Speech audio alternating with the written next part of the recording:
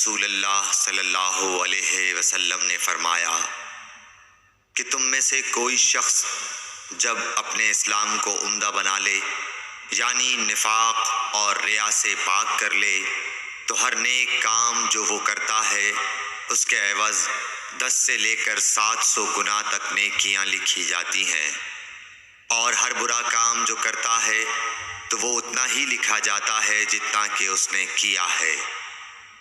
صحیح بخاری حدیث نمبر 42۔ رسول اللہ صلی اللہ علیہ وسلم ایک دن حضرت عائشہ رضی اللہ تعالی عنہا کے پاس آئے۔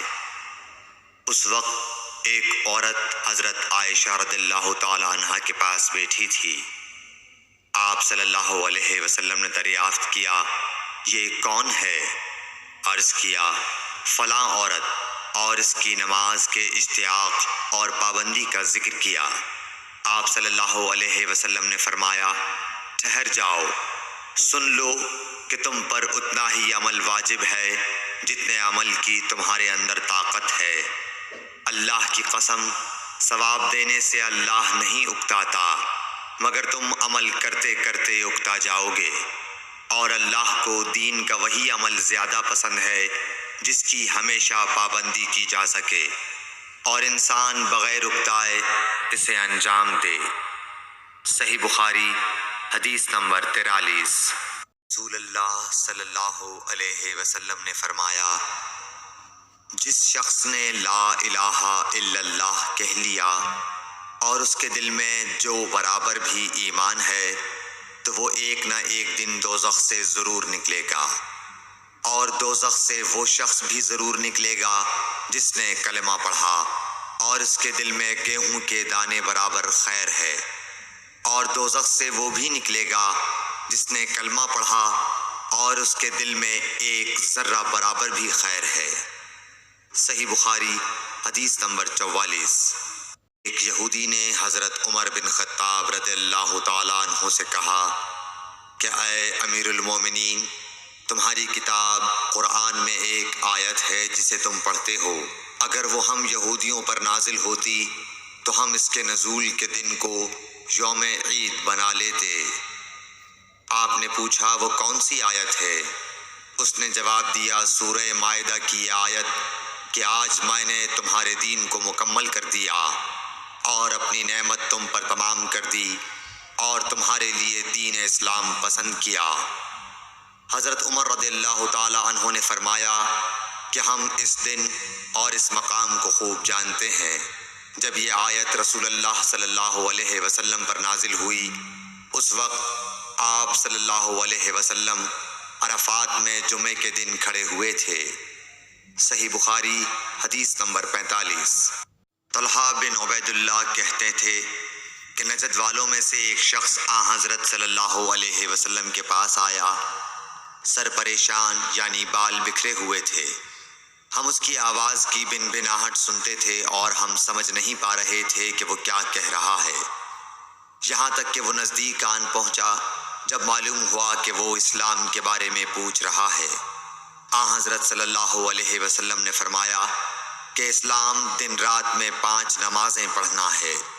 اس نے کہا، بس اس کے سوا تو اور کوئی نماز مجھ پر نہیں۔ آپ نے فرمایا، نہیں، مگر تو نفل پڑھے تو اور بات ہے۔ حضرت صلی اللہ علیہ وسلم نے فرمایا، اور رمضان کے روزے رکھنا۔ اس نے کہا، اور تو کوئی روزہ مجھ پر نہیں ہے۔ آپ نے فرمایا، نہیں، مگر تو نفل روزے رکھے تو اور بات ہے۔ طلحہ نے کہا، اور حضرت صلی اللہ علیہ وسلم نے اس زکوٰۃ کا بیان کیا۔ وہ کہنے لگا کہ بس اور کوئی صدقہ مجھ پر نہیں ہے۔ آپ نے فرمایا، نہیں، مگر یہ کہ تو نفل صدقہ دے تو اور بات ہے۔ پھر وہ شخص پیٹھ موڑ کر چلا گیا، یوں کہتا جاتا تھا، قسم خدا کی میں نہ اس سے بڑھاؤں گا نہ گھٹاؤں گا۔ حضرت صلی اللہ علیہ وسلم نے فرمایا، اگر یہ سچا ہے تو اپنی مراد کو پہنچ گیا۔ صحیح بخاری حدیث نمبر 46۔ حضرت صلی اللہ علیہ وسلم نے فرمایا، جو کوئی ایمان رکھ کر اور ثواب کی نیت سے کسی مسلمان کے جنازے کے ساتھ جائے اور نماز اور دفن سے فراغت ہونے تک اس کے ساتھ رہے تو وہ 2 قرات ثواب لے کر لوٹے گا۔ ہر قرات اتنا بڑا ہوگا جیسے احد کا پہاڑ۔ اور جو شخص جنازے پر نماز پڑھ کر دفن سے پہلے لوٹ جائے تو وہ 1 قرات ثواب لے کر لوٹے گا۔ صحیح بخاری حدیث نمبر 47۔ حضرت صلی اللہ علیہ وسلم نے فرمایا کہ مسلمان کو گالی دینے سے آدمی فاسق ہو جاتا ہے اور مسلمان سے لڑنا کفر ہے۔ صحیح بخاری حدیث نمبر 48۔ حضرت صلی اللہ علیہ وسلم اپنے حجرے سے نکلے، لوگوں کو شب قدر بتانا چاہتے تھے وہ کون سی رات ہے۔ اتنے میں 2 مسلمان آپس میں لڑ پڑے۔ آپ صلی اللہ علیہ وسلم نے فرمایا، میں تو اس لیے باہر نکلا تھا کہ تم کو شب قدر بتلاؤں، اور فلاں فلاں آدمی لڑ پڑے تو وہ میرے دل سے اٹھا لی گئی، اور شاید اسی میں کچھ تمہاری بہتری ہو۔ تو اب ایسا کرو کہ شب قدر کو رمضان کی 27ویں، 29ویں اور 25ویں رات میں ڈھونڈا کرو۔ صحیح بخاری حدیث نمبر 49۔ ایک دن حضرت صلی اللہ علیہ وسلم لوگوں میں تشریف فرما تھے کہ آپ کے پاس ایک شخص آیا اور پوچھنے لگا کہ ایمان کسے کہتے ہیں۔ آپ صلی اللہ علیہ وسلم نے فرمایا کہ ایمان یہ ہے کہ تم اللہ پاک کے وجود اور اس کی وحدانیت پر ایمان لاؤ، اور اس کے فرشتوں کے وجود پر، اور اس اللہ کی ملاقات کے برحق ہونے پر، اور اس کے رسولوں کے برحق ہونے پر، اور مرنے کے بعد دوبارہ اٹھنے پر ایمان لاؤ۔ پھر اس نے پوچھا کہ اسلام کیا ہے؟ آپ صلی اللہ علیہ وسلم نے پھر جواب دیا کہ اسلام یہ ہے کہ تم خالص اللہ کی عبادت کرو اور اس کے ساتھ کسی کو شریک نہ بناؤ، اور نماز قائم کرو، اور زکوٰۃ فرض ادا کرو، اور رمضان کے روزے رکھو۔ پھر اس نے احسان کے متعلق پوچھا۔ آپ صلی اللہ علیہ وسلم نے فرمایا، احسان یہ ہے کہ تم اللہ کی عبادت اس طرح کرو گویا تم اسے دیکھ رہے ہو۔ اگر یہ درجہ نہ حاصل ہو تو پھر یہ تو سمجھو کہ وہ تم کو دیکھ رہا ہے۔ پھر اس نے پوچھا کہ قیامت کب آئے گی؟ آپ صلی اللہ علیہ وسلم نے فرمایا کہ اس کے بارے میں جواب دینے والا پوچھنے والے سے کچھ زیادہ نہیں جانتا، البتہ میں تمہیں اس کی نشانیاں بتلا سکتا ہوں۔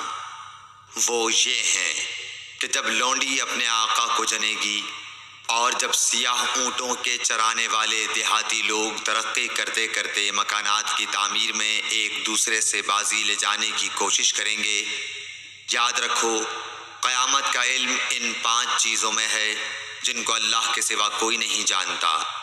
پھر آپ صلی اللہ علیہ وسلم نے یہ آیت پڑھی کہ اللہ ہی کو قیامت کا علم ہے کہ وہ کب ہوگی۔ پھر وہ پوچھنے والا پیٹھ پھیر کر جانے لگا۔ آپ نے فرمایا کہ اسے واپس بلا کر لاؤ۔ لوگ دوڑ پڑے مگر وہ کہیں نظر نہیں آیا۔ آپ صلی اللہ علیہ وسلم نے فرمایا کہ یہ جبرائیل علیہ السلام تھے جو لوگوں کو ان کا دین سکھانے آئے تھے۔ صحیح بخاری حدیث نمبر 50۔ قل شاہ روم نے ابو سفیان سے کہا، میں نے تم سے پوچھا تھا کہ اس رسول کے ماننے والے بڑھ رہے ہیں یا گھٹ رہے ہیں؟ تو نے جواب میں بتلایا کہ وہ بڑھ رہے ہیں۔ ٹھیک ہے، ایمان کا یہی حال رہتا ہے یہاں تک کہ وہ پورا ہو جائے۔ اور میں نے تجھ سے پوچھا تھا کہ کوئی اس کے دین میں آ کر پھر اس کو برا جان کر پھر جاتا ہے؟ تو نے کہا نہیں۔ اور ایمان کا یہی حال ہے، جب اس کی خوشی دل میں سما جاتی ہے تو پھر اس کو کوئی برا نہیں سمجھ سکتا۔ صحیح بخاری حدیث نمبر 51۔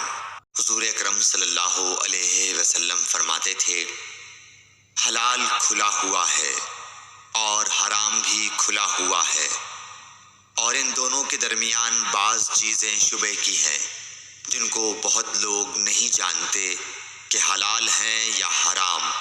پھر جو کوئی شبہ کی چیزوں سے بھی بچ گیا اس نے اپنے دین اور عزت کو بچا لیا، اور جو کوئی ان شبہ کی چیزوں میں پڑ گیا اس کی مثال اس چرواہے کی ہے جو شاہی محفوظ چراگاہ کے آس پاس اپنے جانوروں کو چرائے۔ وہ قریب ہے کہ کبھی اس چراگاہ کے اندر گھس جائے اور شاہی مجرم قرار پائے۔ سن لو، ہر بادشاہ کی ایک چراگاہ ہوتی ہے۔ اللہ کی چراگاہ اس کی زمین پر حرام چیزیں ہیں، پس ان سے بچو۔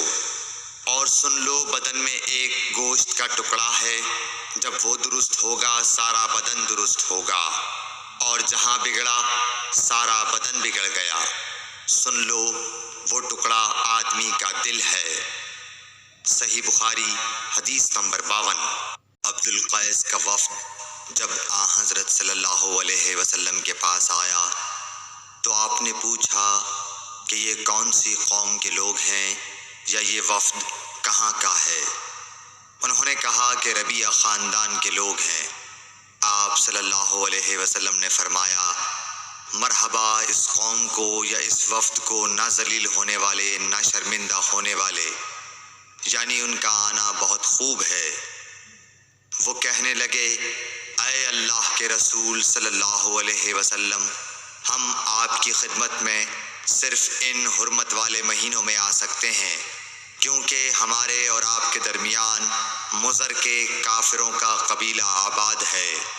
بس آپ ہم کو ایک ایسی قطعی بات بتلا دیجئے جس کی خبر ہم اپنے پچھلے لوگوں کو بھی کر دیں جو یہاں نہیں آئے، اور اس پر عمل درآمد کر کے ہم جنت میں داخل ہو جائیں۔ اور انہوں نے آپ سے اپنے برتنوں کے بارے میں بھی پوچھا۔ آپ صلی اللہ علیہ وسلم نے ان کو 4 باتوں کا حکم اور 4 قسم کے برتنوں کو استعمال میں لانے سے منع فرمایا۔ ان کو حکم دیا کہ ایک اکیلے خدا پر ایمان لاؤ۔ پھر آپ صلی اللہ علیہ وسلم نے پوچھا کہ جانتے ہو ایک اکیلے اللہ پر ایمان لانے کا مطلب کیا ہے؟ انہوں نے کہا کہ اللہ اور اس کے رسول ہی کو معلوم ہے۔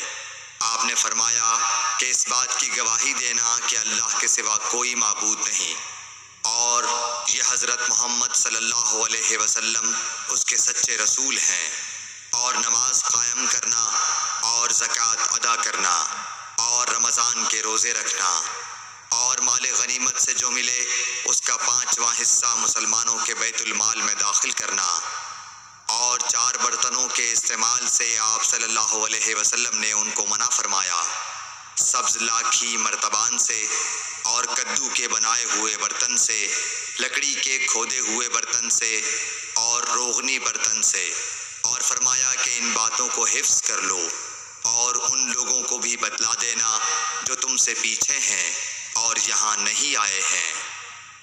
صحیح بخاری حدیث نمبر 53۔ حضرت صلی اللہ علیہ وسلم نے فرمایا، عمل نیت ہی سے صحیح ہوتے ہیں یا نیت ہی کے مطابق ان کو بدلہ ملتا ہے، اور ہر آدمی کو وہی ملے گا جو نیت کرے گا۔ بس جو کوئی اللہ اور اس کے رسول کی رضا کے لیے ہجرت کرے اور اس کی ہجرت اللہ اور اس کے رسول کی طرف ہوگی، اور جو کوئی دنیا کمانے کے لیے یا کسی عورت سے شادی کرنے کے لیے ہجرت کرے گا تو اس کی ہجرت انہی کاموں کے لیے ہوگی۔ صحیح بخاری حدیث نمبر 54۔ حضرت صلی اللہ علیہ وسلم نے فرمایا، جب آدمی ثواب کی نیت سے اپنے اہل و عیال پر خرچ کرے بس وہ بھی اس کے لیے صدقہ ہے۔ صحیح بخاری حدیث نمبر 55۔ حضرت صلی اللہ علیہ وسلم نے فرمایا، بے شک تو جو کچھ خرچ کرے اور اس سے تیری نیت اللہ کی رضا حاصل کرنی ہو تو تجھ کو اس کا ثواب ملے گا، یہاں تک کہ اس پر بھی جو تو اپنی بیوی کے منہ میں ڈالے۔ صحیح بخاری حدیث نمبر 56۔ جریر بن عبداللہ رضی اللہ تعالی عنہ نے کہا کہ حضرت صلی اللہ علیہ وسلم سے میں نے نماز قائم کرنے اور زکوٰۃ ادا کرنے اور ہر مسلمان کی خیر خواہی کرنے پر بیعت کی۔ صحیح بخاری حدیث نمبر 57۔ جس دن مغیرہ بن شعبہ حاکم کوفہ کا انتقال ہوا تو جریر بن عبداللہ رضی اللہ تعالی عنہ خطبے کے لیے کھڑے ہوئے اور اللہ کی تعریف اور خوبی بیان کی۔ اور کہا تم کو اکیلے اللہ کا ڈر رکھنا چاہیے، اس کا کوئی شریک نہیں، اور تحمل اور اطمینان سے رہنا چاہیے اس وقت تک کہ کوئی دوسرا حاکم تمہارے اوپر آئے، اور وہ ابھی آنے والا ہے۔ پھر فرمایا کہ اپنے مرنے والے حاکم کے لیے دعائے مغفرت کرو، کیونکہ وہ مغیرہ بھی معافی کو پسند کرتا تھا۔ پھر کہا کہ اس کے بعد تم کو معلوم ہونا چاہیے کہ میں ایک دفعہ حضرت صلی اللہ علیہ وسلم کے پاس آیا اور میں نے عرض کیا کہ میں آپ سے اسلام پر بیعت کرتا ہوں۔ آپ نے مجھ سے ہر مسلمان کی خیر خواہی کے لیے شرط کی، بس میں نے اس شرط پر آپ سے بیعت کر لی۔ بس اس مسجد کے رب کی قسم کہ میں تمہارا خیر خواہ ہوں۔ پھر استغفار کیا اور ممبر سے اتر آئے۔ صحیح بخاری حدیث نمبر 58۔